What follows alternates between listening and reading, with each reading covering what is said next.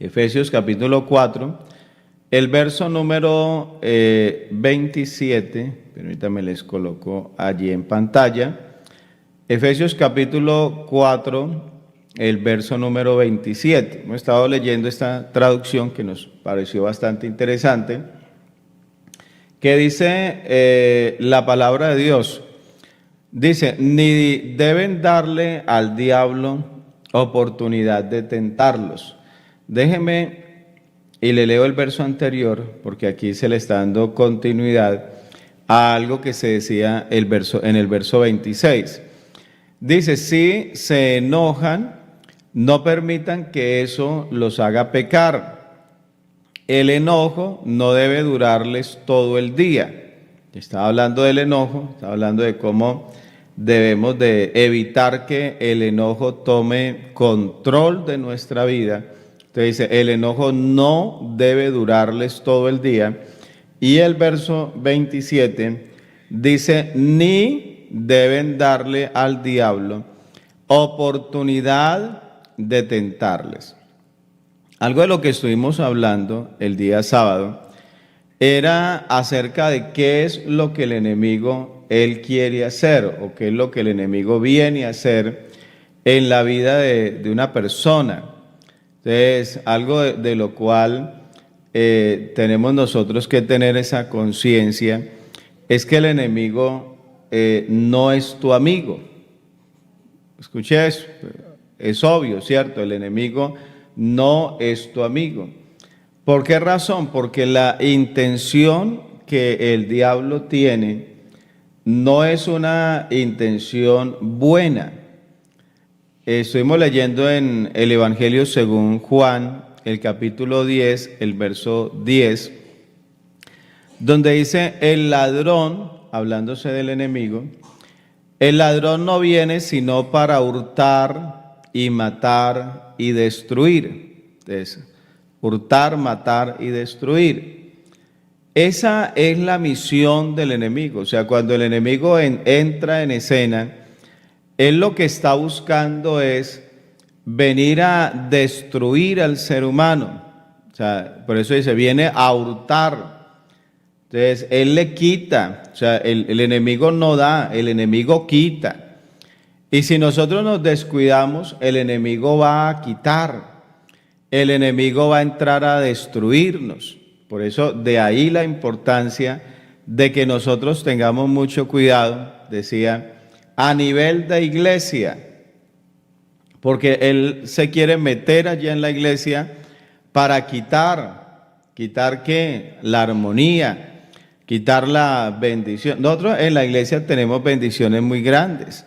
Tenemos hombres de Dios, mujeres de Dios, que le sirven al Señor, o pudiéramos decir que le servimos al Señor de una manera muy especial.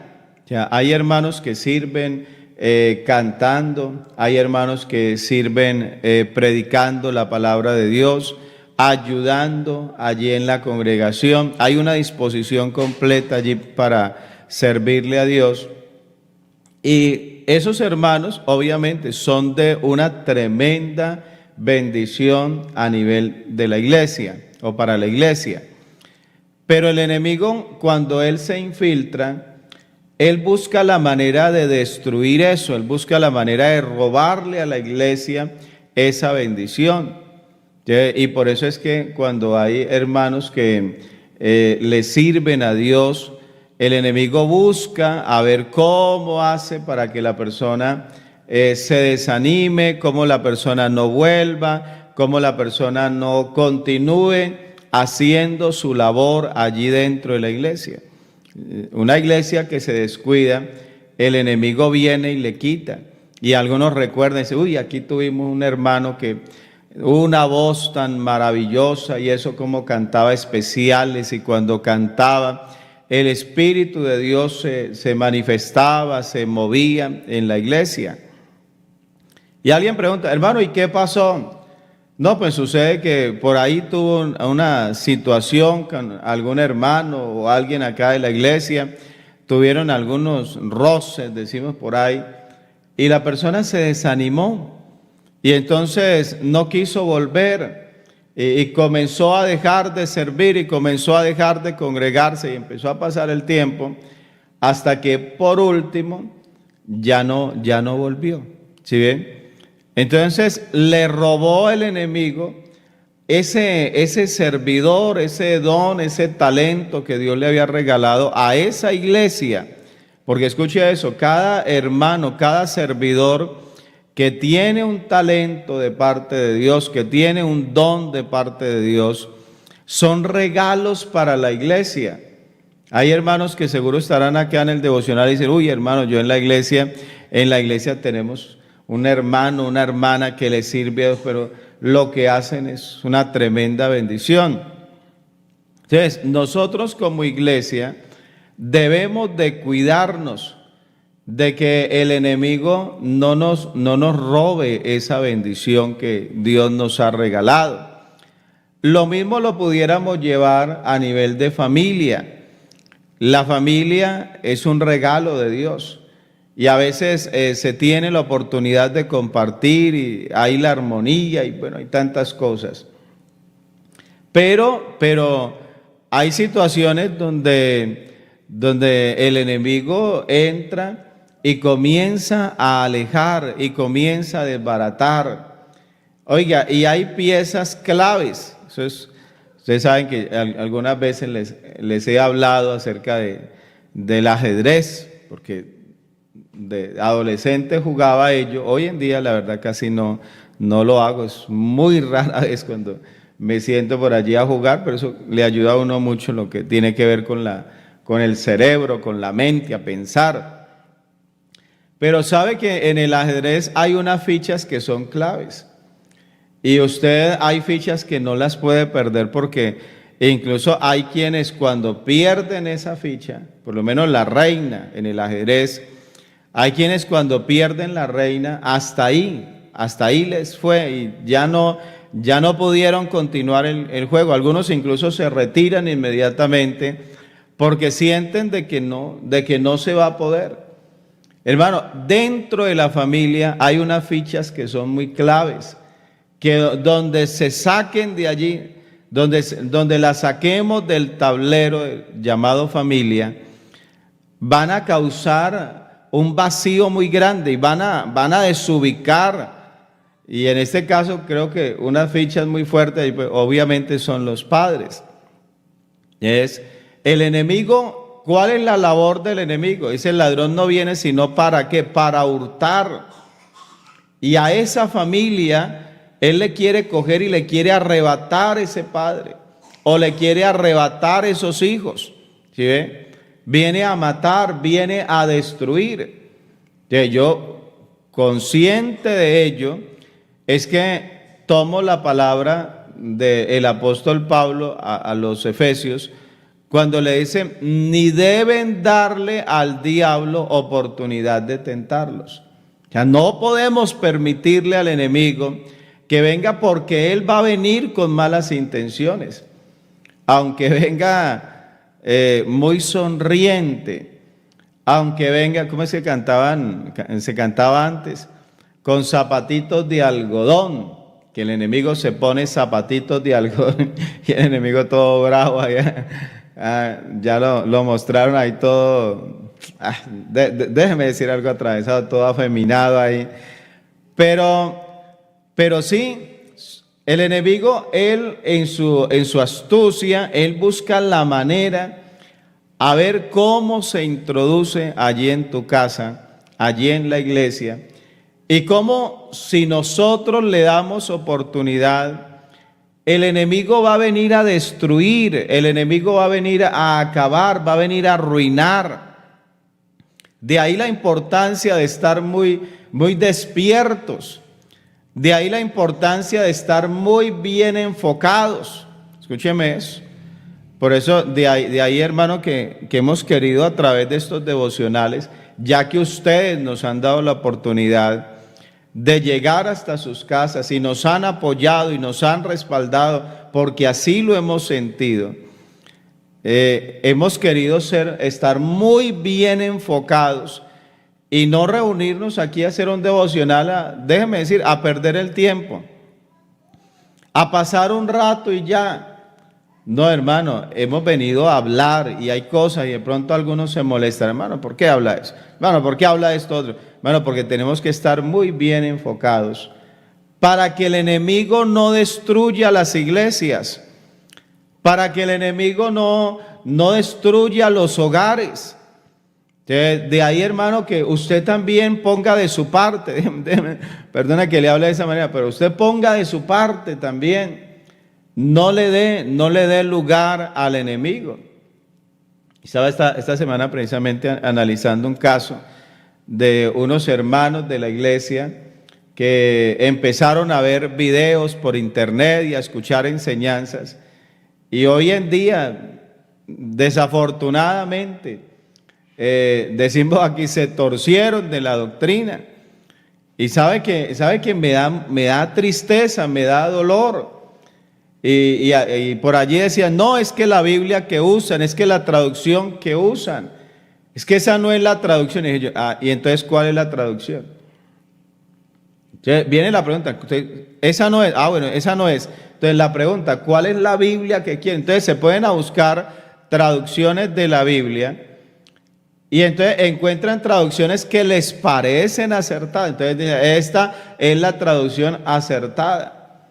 Entonces, pero estaba precisamente revisando el tema y entonces yo estaba diciendo, bueno, pues si no queremos creer a traducciones, pues vámonos nosotros y vamos a mirar allá en el hebreo, vamos a mirar en el griego, a ver si fue que realmente los traductores tradujeron mal.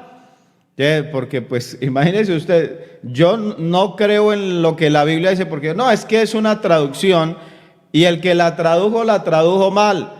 Pero voy a creerle a esta otra. ¿Y por qué le creo? Porque es que esta otra se parece más a lo que yo pienso. No, espera un momentico. No es que se parezca a lo que yo pienso, es de verdad, vámonos al hebreo, vámonos al griego, a ver si fue que ellos allá lo tradujeron mal. Y usted va a decir, hermano Jairo, pero eso va a ser muy imposible. Y usted va a darse cuenta que incluso con la tecnología que hoy en día nosotros tenemos, eso no es tan imposible. Yo le digo, para que usted, si ustedes de pronto lo están desenfocando por ahí, yo le digo, nosotros hoy en día tenemos algo, y tenemos unas ventajas, tenemos unas bibliotecas teológicas, que usted puede coger un pasaje de la Biblia, como este pasaje, de Efesios 4:27, y él le muestra cada palabra que aparece allí, de qué palabra hebrea o de qué palabra griega se tradujo, y le va a aparecer cuál es esa palabra y lo va a direccionar a los diccionarios para que usted en el diccionario vaya y amplíe y se dé cuenta qué era lo que esa palabra significaba. ¿Sí? Entonces eso tampoco es como algunos creen, que dicen, no hermano, es que pues aquí nos toca es creer y ya, y entonces, y a mí alguien me dijo que eso estaba mal traducido y yo le creo. No, espere un momentico. Charlatanes hay muchos, escúcheme eso, charlatanes hay muchos. Y entonces, y usted no puede que porque alguien vino y le dijo, y entonces, y algunos dicen, no hermano, es que la traducción de la Reina Valera, esa traducción es equivocada, que porque esa la tradujo Julano de tal, y hermano, vean, son traducciones.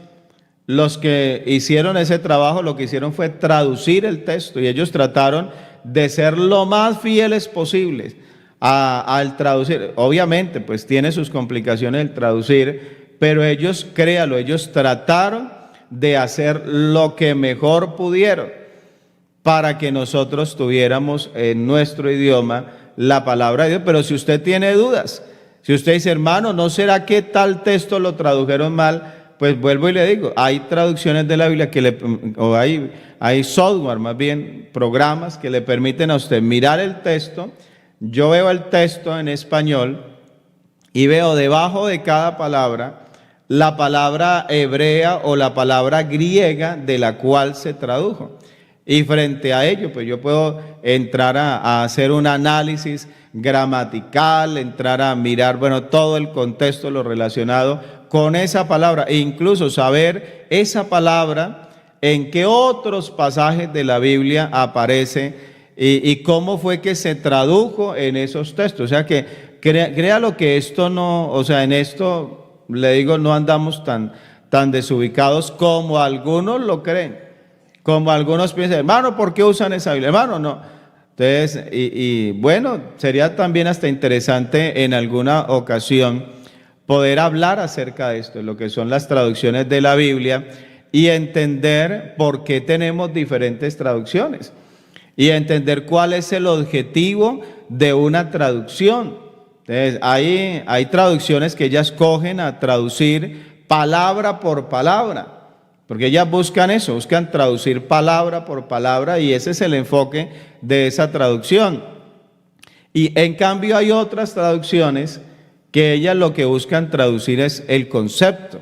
Entonces ellos no es exactamente lo que la palabra, e incluso muchas veces en el texto, para que usted sepa, muchas veces en el texto no aparece la palabra hebrea o la palabra griega traducida, no aparece, y allí mismo usted puede mirar de que esa palabra no se tradujo, porque lo que ellos quisieron hacer realmente con esa versión de la Biblia, lo que quisieron fue traducir el concepto de lo que el texto estaba diciendo. Entonces usted dice, uy hermano, entonces, en esa Biblia le quitaron a la palabra de Dios. No, entienda que es otra manera, o sea, es como coger, se lo voy a decir de esta manera, es coger la Biblia y parafrasearla y decir lo que el texto está diciendo, pero decirlo con otras palabras, pero entendiéndose lo que el texto está diciendo. Entonces, que tiene alguna complicación que se puede dar, claro, porque yo estoy parafraseando lo que yo entiendo del texto. Y a veces, pues allí puede darse de que la persona entiende algo que de pronto no es lo que el texto está diciendo. Pero pues obviamente esas traducciones tienen ese objetivo. Entonces, ¿cuál? El de parafrasear, el de dar a entender el mensaje con otras palabras. Pero pues obviamente sí hay versiones de la Biblia donde usted puede, o traducciones de la Biblia, donde usted puede coger y decir, vea, esta palabra que aparece en español, esta palabra fue traducida de esta palabra hebrea o de esta palabra griega, y esa palabra pues obviamente se tradujo por esta porque significa esto y esto. ¿Sí? Entonces, obviamente pues esto es algo que uno debe de conocer y no tomarlo como tan a la ligera. Por eso es que hay muchos que cogen las Biblias y dicen, no, yo a esta no le creo a esta. Y a veces le creen a versiones donde lo que hicieron fue parafrasear lo que el texto estaba diciendo. Entonces, pues obviamente ya no aparece. Es que, vea, aquí no aparece esa palabra de allá. Sí, pero entienda el concepto de esa Biblia. ¿Sí ven?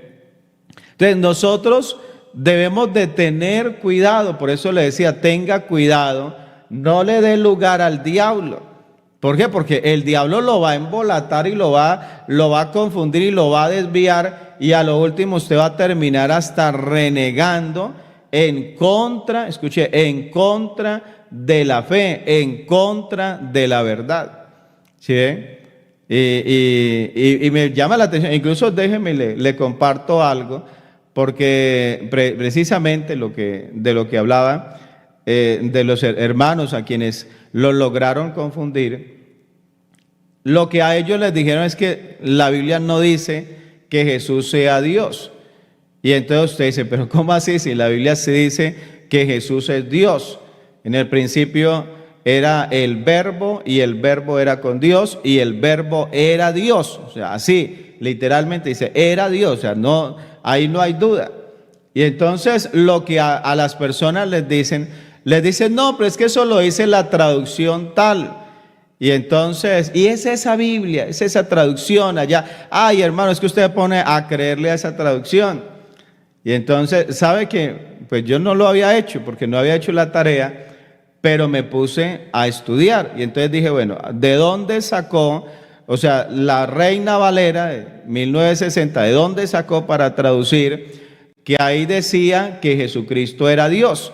O sea, ¿de dónde? O sea, entendamos de que ellos están traduciendo ¿De dónde lo tradujeron? O sea, ¿cuál es el original, digamos, el texto más lejano que tienen ellos, de donde se tradujo que ahí decía que el verbo era Dios? Me puse en la tarea y entonces encontré un papiro, escúcheme esto para que usted vea que esto no es una locura.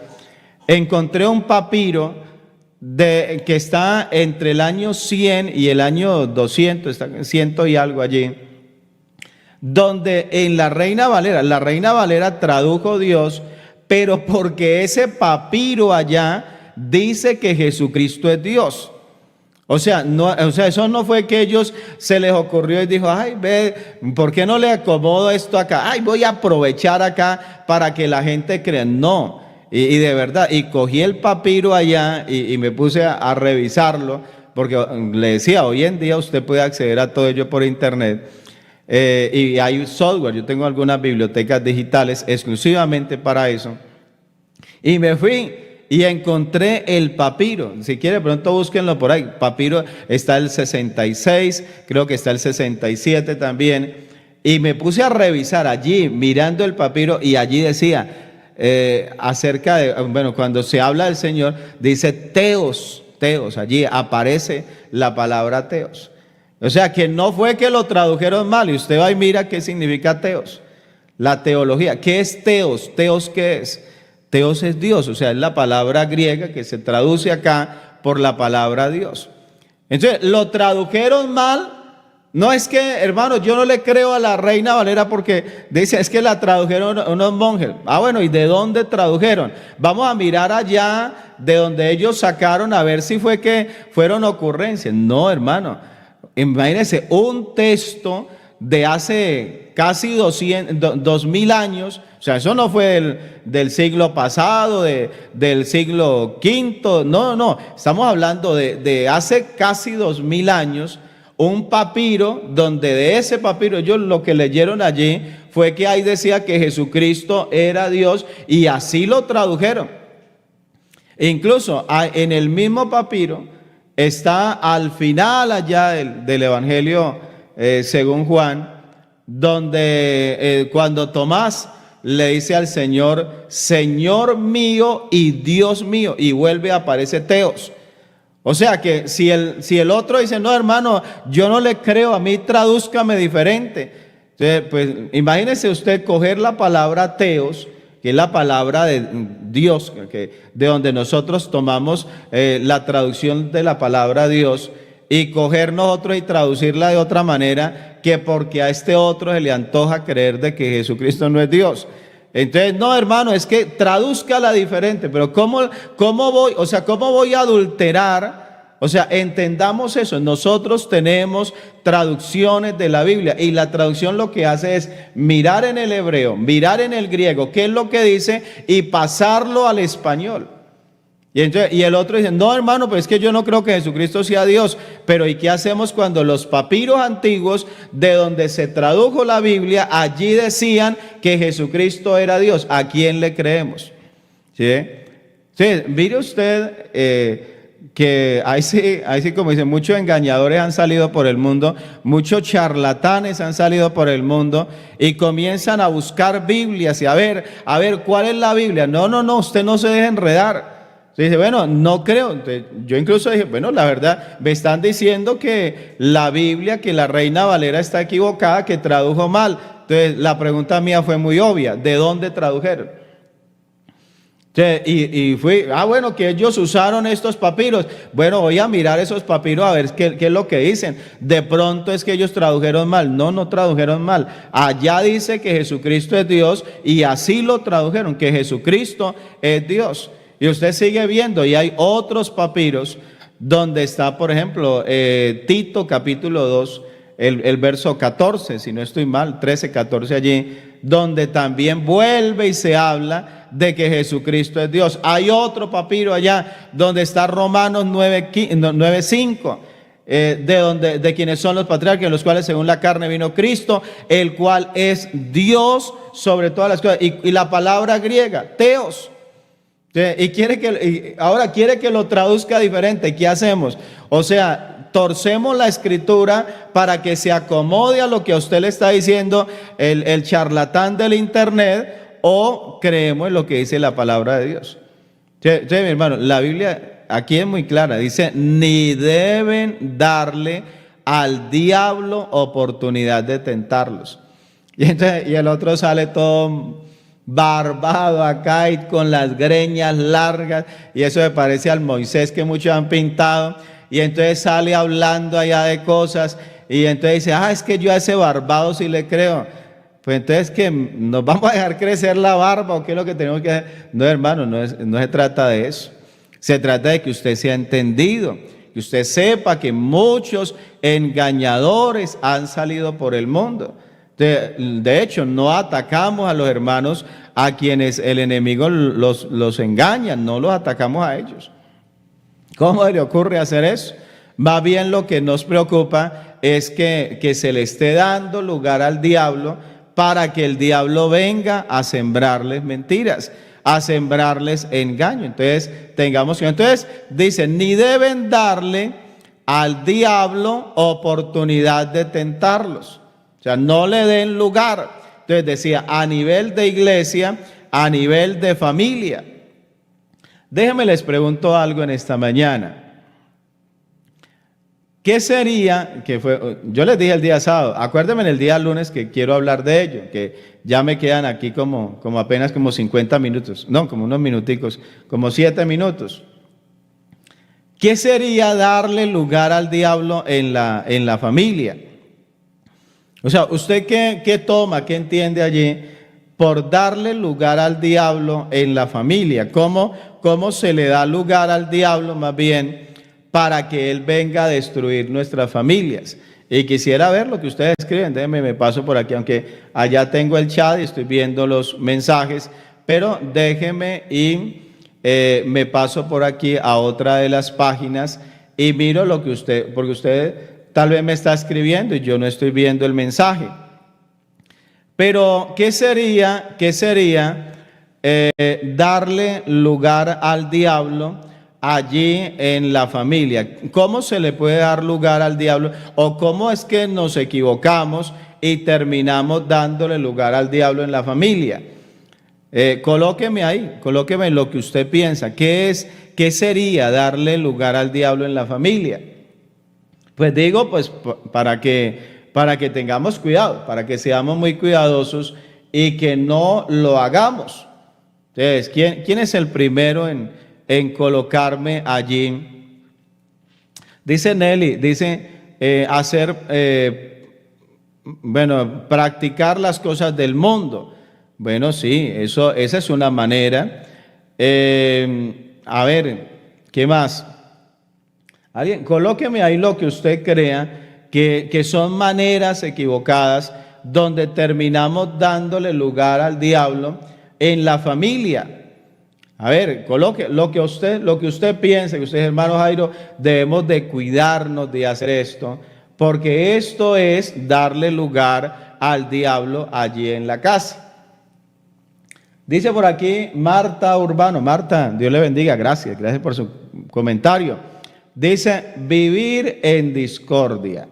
Es una manera de darle lugar al diablo. Dice por aquí Lucecita, dice, prestándole atención a otro hombre que no es nuestro esposo, o en el caso en el caso de la mujer. En el caso del hombre, pues mirar a otras mujeres. Morelia dice que vivir en peleas con los hijos, andar buscando contiendas. Dice Josabet, dice cuando hay muchas discusiones, permitir desorden en la casa. Entonces me dicen por aquí hijos que se emborrachan, que vienen desordenadamente, celo. Ahora sí se animaron, ahora sí ya no sé a dónde mirar acá. Las peleas constantes entre pareja o familia. ¿Sí ve? Entonces, miren, nosotros debemos de tener mucho cuidado para que el enemigo no venga, decía otra traducción, vamos a ver si la recuerdo por acá. Dice, vea, no le den oportunidad no le den ninguna oportunidad al diablo para que los derrote.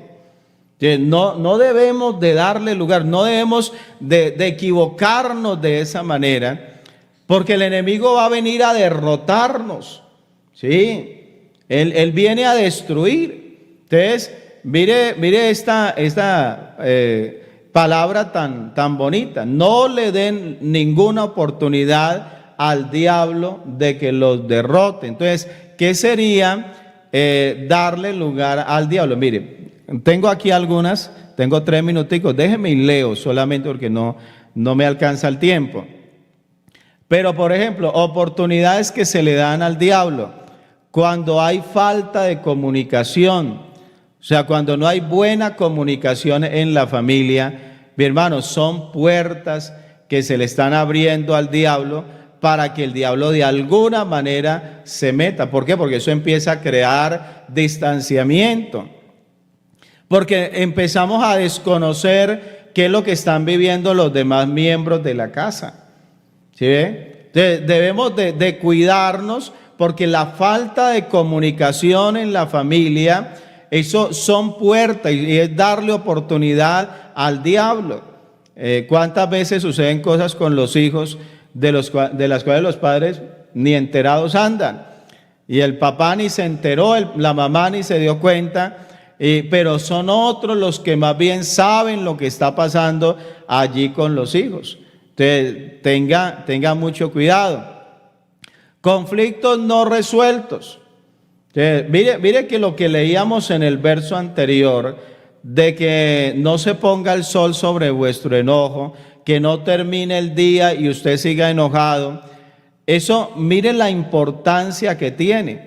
¿Por qué razón? Porque cuando yo no le pongo fin a un conflicto, cuando yo permito que, hermano, y continuamos y no nos hablamos, no nos miramos, no, hermano, son puertas que se le están abriendo al diablo para que el diablo venga a hacer su tarea. Lo que el diablo le gusta, destruir, hurtar, matar, ¿sí ve? Entonces, los conflictos no resueltos, la falta de perdón. También estaba viendo por allí Ismedes, dice, el no perdonarnos. Hermano, hay que perdonar, hay que aprender a perdonar. Vean, muchas veces, es que lástima que el reloj, yo no sé por qué el reloj los lunes amanece todo loco, anda todo desesperado rápido, y yo con ganas de hablar acá, y el reloj no me ayuda. Pero ¿cuántas veces somos tan bondadosos para con los de afuera?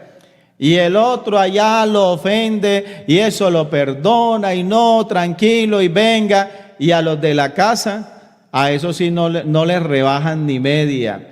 Ese sí, decimos por acá, tantico que le dijo algo, ya de una vez se levanta y eso ya parece una fiera y eso se levanta la cresta y todo. Bueno, pero ¿cómo así? Si con alguien debemos demostrar bondad, es en nuestra casa, es con nuestra familia. Alabanzas al Señor. Miré algo y me llamó la atención, el descuido emocional. Hermano, a veces está pasando algo a nivel de familia y de verdad, y lo digo porque lo hemos vivido, y somos descuidados. Y no sabemos, y de pronto ese hombre está allí con ese dolor, con esa situación, y de pronto callado, pero a nadie le interesa lo que él siente. Ya, a nadie le interesa. Parece que eso de que el hombre es muy fuerte, parece que a veces nos lo tomamos a pecho. Y a mí me río porque Gabrielito, él es todo inteligente, todo tremendo. Cuando Gabrielito está bien, todo el tiempo, él es el papá, y con el papá todo el tiempo. Pero cuando Gabrielito se enferma, ayer por ahí anda como maluquito, como un gripita y con tosecita, y ayer fui y me le senté a un lado y hasta me empujó. No, ahí no, mami, ahora es la mamá. Y usted ahí lo mira y todo el tiempo él es papi, pero él está enfermo y es la mamá. ¿Por qué? Le pregunto a usted, ¿por qué la mamá cuando está enfermo? Y entonces ayer yo me reía con mi esposa, le decía, claro, como él sabe que yo soy hombre y yo le voy a hablar, no, hijo, adelante, a ver, fuerte. En cambio la mamá, venga, mi hijito. Entonces, claro, él se siente más como que es la mamá la que necesita. Entonces, vea, y esa forma nuestra de pensar, por eso es que hay hombres que a veces, hermano, terminan aburridos, terminan yéndose de la casa, porque pues que a mí como que mis problemas a nadie le interesan, si estoy triste pues a nadie le importa, y como que eso, hermano, el no atender las necesidades emocionales de la familia. Ese hombre también se aflige, ese hombre también tiene problemas. Hay una imagen por ahí que a mí me causa risa, y yo sé que las mujeres a veces no entienden eso, porque hay un hombre todo pensativo y todo preocupado allá y pensativo allá, y la mujer se queda mirándolo y la mujer piensa, eso está pensando en la otra, es que está pensando en la otra, y por eso, pero luego colocan los pensamientos de él. Le está diciendo, bueno, ¿y cómo voy a pagar el arriendo? ¿Y cómo voy? Y él está callado, pero él está ya con sus conflictos en la cabeza. Entonces, pero ella lo vio callado, lo vio serio allí. No, es que está pensando en la otra. Bueno, y de verdad, y de pronto la mujer no entiende eso. Pero en el caso de los hombres manejamos como muchas cosas a veces en la cabeza y preocupaciones y todo eso. Entonces, el no atender la necesidad, el descuido emocional de la familia, ahora de la esposa también. De esto, hermano, hay tanto que hablar. Y dijo el apóstol, dijo, y tan poco tiempo, pero la verdad, hay tanto que hablar. Que Dios nos ayude. Se pudiera hablar también del tema de los hijos. La mujer, decía el caso de la mujer, estos días precisamente abordaba ese tema.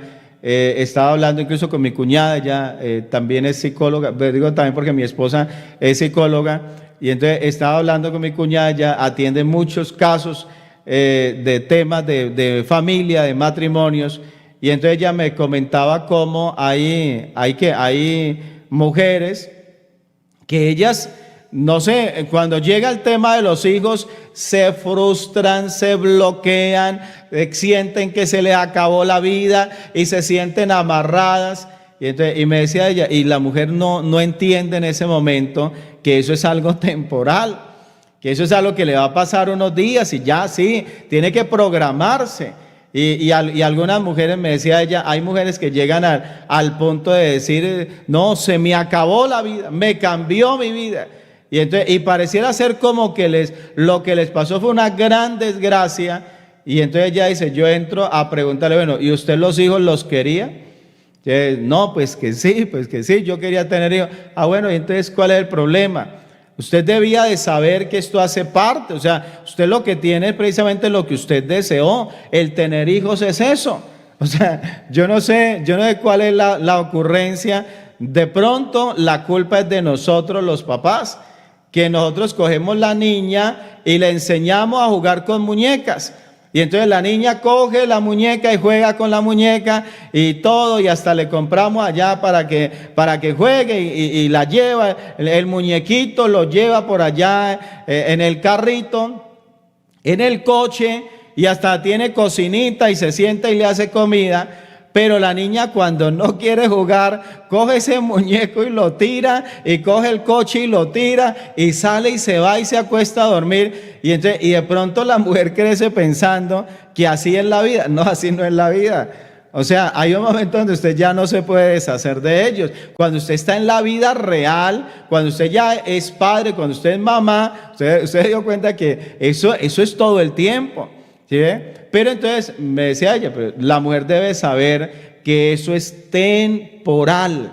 O sea, que esos son unos años, ya cuando los niños empiezan a estudiar, ya eso va cambiando. Y bueno, y así hasta que ellos se van de la casa. ¿Sí? Entonces, pero todo ese proceso que se pasa a nivel emocional, hermanos, debemos de entenderlo. Dígame si no han habido casos, y ya termino con eso, porque ya me pasé mucho. Dígame si no han habido casos de hogares que se acabaron cuando llegaron los hijos. Tan pronto los hijos llegaron, o sea, todo iba bien, y llegaron los hijos y se acabó la paz, se acabó la armonía, ya empezaron a hablar de divorcio. ¿Por qué razón? Porque emocionalmente se descuadraron y no estaban preparados. Entonces, de ahí la importancia, incluso en algunos casos, buscar ayuda profesional. Usted pone a buscar ayuda donde no es, en Netflix, ¿ah? Usted se pone a buscar ayuda donde no es, no, busque ayuda profesional. Hay profesionales en la iglesia que le pueden ayudar a superar esas situaciones.